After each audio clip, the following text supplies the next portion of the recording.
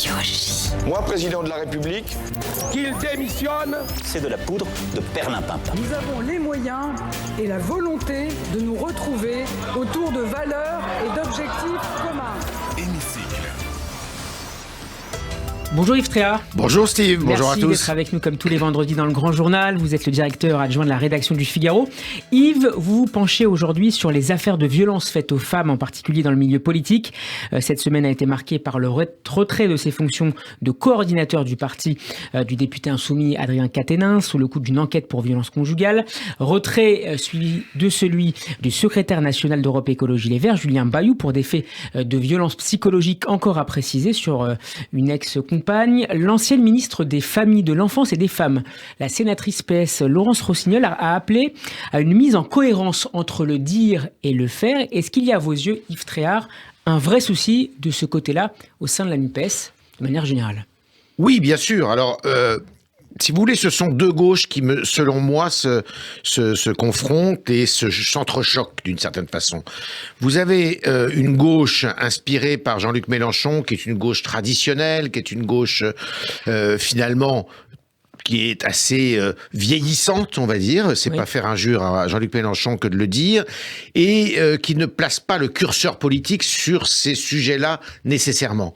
Et puis vous avez une gauche beaucoup plus, je dirais, même si c'est pas un signe de modernité, puisque le respect des femmes n'a rien à voir avec la modernité ni avec le progrès, ça devrait être tout à fait inné.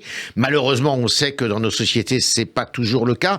Loin de là, si on regarde les statistiques. Et vous avez ce mouvement qui est accompagné donc de morale, je dirais, qui est un mouvement militant pour l'égalité des femmes et des hommes dans les traitements, pas uniquement sur les salaires, mais aussi dans le respect de l'intégrité physique. Et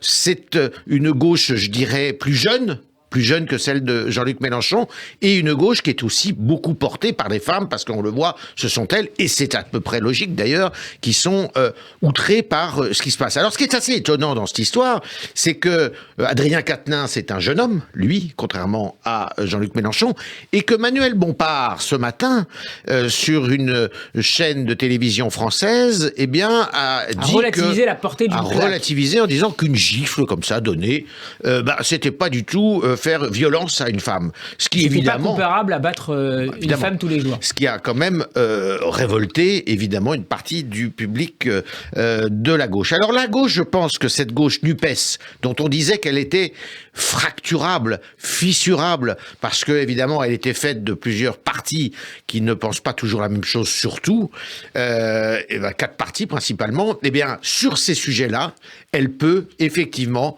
se casser complètement et définitivement. Et c'est un parti, la France Insoumise, qui a connu ces derniers mois un certain nombre d'affaires avec une enquête qui a été ouverte contre le président LFI de la Commission des finances de l'Assemblée nationale, Éric Coquerel. En outre, on se souvient qu'un candidat LFI aux législatives, Taha Bouafs, avait vu son investiture annulée pour des soupçons de violences conjugales. Des affaires dont le comité de suivi des violences sexistes et sexuelles du parti a été saisi. Pourtant, et on sent bien dans ce parti-là, et je cite le mot de la députée Danielle Obono, que ça tâtonne beaucoup. Oui, parce qu'ils sont gênés, si vous voulez, c'est les arroseurs arrosés. Ce qui est terrible, si vous voulez, c'est que malheureusement, j'espère que ça n'est pas vrai, mais ça arrive à la gauche, je ne sais pas ce qui se passe à droite, si vous voulez, mais ils n'ont pas fait un combat, alors que la gauche, et notamment l'Europe Écologie Les Verts, et notamment la France Insoumise, en ont fait un combat, c'est-à-dire en ont fait une cause politique, ouvertement. Et donc, évidemment, ça leur retombe sur les épaules quand ça arrive, et il est évident que les électeurs et le public ne comprennent pas quand on ne met pas ces actes en conformité avec ses discours. Ce qui ne veut pas dire, encore une fois, que dans d'autres partis où on n'en a pas fait une cause, eh bien ça n'existe pas. Alors le Haut Conseil à l'égalité entre les femmes et les hommes a appelé hier la sphère politique à se montrer intransigeante à l'égard des responsables élus mis en cause pour violences sexistes et sexuelles. Le HCE ajoute que les élus condamnés pour violence devraient être systématiquement frappés d'une peine complémentaire d'inéligibilité. C'est désormais indispensable, Yves ?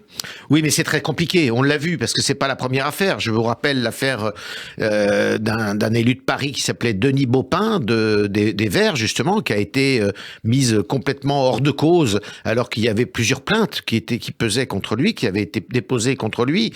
Si vous voulez, quand c'est pas un fait divers, quand c'est pas une violence faite en flagrant délit, où vous avez des traces qui sont manifestes, c'est souvent parole contre parole. En plus, et il faut le comprendre, beaucoup de victimes de ces violences, mettent du temps avant de se déclarer. Bon, on sait qu'aujourd'hui c'est moins le cas, mais quand même c'est toujours des affaires très compliquées. Et souvent, quand le temps passe, on arrive à une parole contre une autre. Et pour la justice, c'est très difficile de faire la part des choses, parce qu'il faut se méfier aussi de paroles qui peuvent être un peu légères, qui ne sont fondées sur pas grand-chose ou sur rien du tout, et qui détruisent la réputation d'hommes ou de femmes d'ailleurs, parce que ça peut être dans le sens inverse, qui n'ont rien à se reprocher néanmoins. Yves Traers, cette mise en lumière des violences sexistes en politique pose également la question de l'articulation entre la vie privée et la vie publique. Le privé est toujours politique quand il s'agit de violences reprochées à des élus? Alors, il devient politique. C'est-à-dire que il y a quelques années, les mêmes affaires ne seraient jamais sorties. Ça, c'est probablement une émancipation, si vous voulez, de la parole. Même si elles étaient connues. Mais bien sûr, regardez, vous avez une affaire qui a été étouffée, et ça, les gens peuvent pas s'en souvenir, c'est l'affaire Le Troquer, qui était président de l'Assemblée nationale à la fin de la 4e République. C'est le général de Gaulle qui a décidé qu'on lèverait cette espèce de tabou. Quel était ce tabou? C'était que monsieur Le Troquer organisait des parties fines avec des jeunes femmes qui étaient mineures à l'époque, c'est-à-dire moins de 21 ans, dans un château qui était un château de la République à la Selle-Saint-Cloud, vous voyez, notamment. Et donc, c'est une affaire qui avait été complètement étouffée, comme vous avez probablement d'autres affaires qui ont été étouffées comme ça. Aujourd'hui, ce n'est plus possible. Pourquoi? Parce qu'il y a une exigence de transparence, parce que vous avez des médias qui ne sont plus des médias, alors j'allais dire complaisants, mais c'est pas ça, c'est que la psychologie des médias a changé aussi. Les médias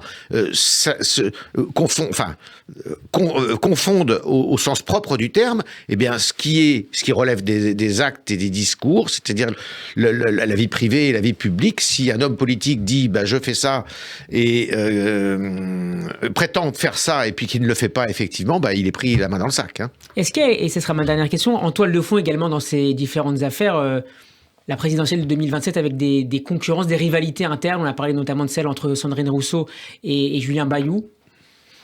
Peut-être, c'est possible, mais je crois pas. Moi, je pense pas que ça soit... d'abord, la présidentielle de 2027 est loin. Et je pense pas que ça soit, si vous voulez, le motif et le moteur de ce qui se passe actuellement.